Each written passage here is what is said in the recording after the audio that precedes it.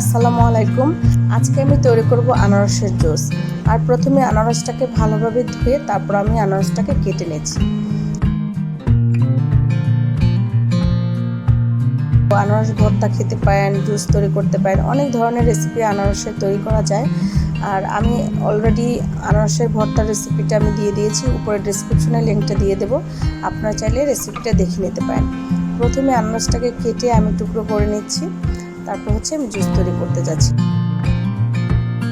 Juice তৈরি করতে করতে আমি কিছু পুষ্টিগুণ আলোচনা করছি।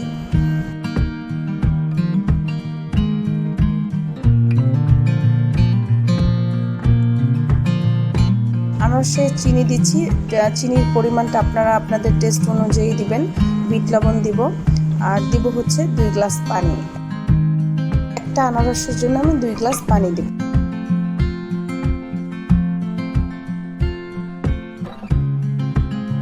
অ্যাড করছি পুদিনা পাতা, লেবুর রস।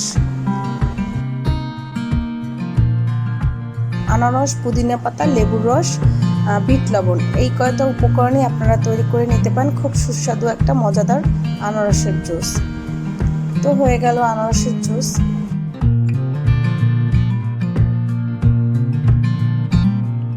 আনারসের জুসটা একটু সেকে নিলে উপরে যে আঁশটা থাকে সেটা ফেলে দিতে হবে। আর পুদিনা পাতা, লেবুর রস, বিট লবণ দেওয়ার কারণে এটা টেস্টটা অনেক গুণ বেড়ে যাবে। আনারস আমাদের হজম শক্তি বৃদ্ধি করতে বেশ কার্যকরী। আনারসে অনেক পুষ্টি পূরণ করে, হজম শক্তি উন্নত করে, ভাইরাসজনিত ঠান্ডা, কাশি, জ্বর, আনারসের অনেক গুরুত্বপূর্ণ ভূমিকা রয়েছে।